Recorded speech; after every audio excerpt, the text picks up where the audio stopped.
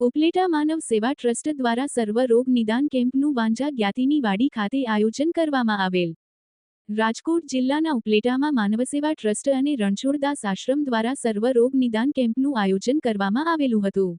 જેમાં રણછોડદાસ આશ્રમ અને ડોક્ટર દ્વારા આંખના દર્દીઓને તપાસવામાં આવ્યા હતા. ત્યારબાદ દર્દીઓના ઓપરેશન માટે રાજકોટ મોકલવામાં આવ્યા હતા. આ કેમ્પના આજના ભોજન પ્રસાદ તથા કેમ્પના મુખ્ય દાતા સ્વ.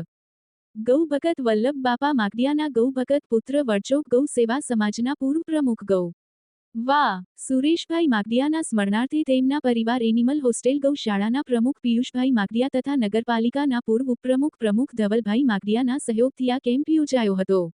તેમજ આવેલ દરેક દર્દીઓને ભોજન પ્રસાદ માનવ સેવા ટ્રસ્ટ અન્નક્ષેત્રના રસોડે દાતાશ્રીના સહયોગથી ભોજન પ્રસાદ વ્યવસ્થા રાખવામાં આવેલ હતી. આ કેમ્પમાં માનવ સેવા ટ્રસ્ટ સાથે સંકળાયેલા સભ્ય આ કેમ્પમાં ખાસ ઉપસ્થિત રહ્યા હતા.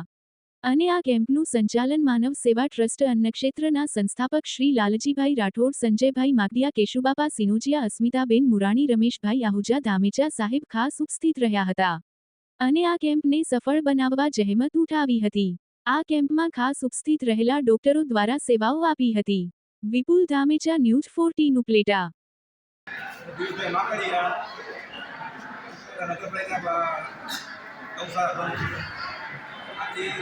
આજે કેમ્પ જે રાખેલ છે એમાં નાના ભાઈના સ્મરણાર્થે રાખેલ છે. આંખનો કેમ્પ જમવા માટેની વ્યવસ્થા રાખેલ છે.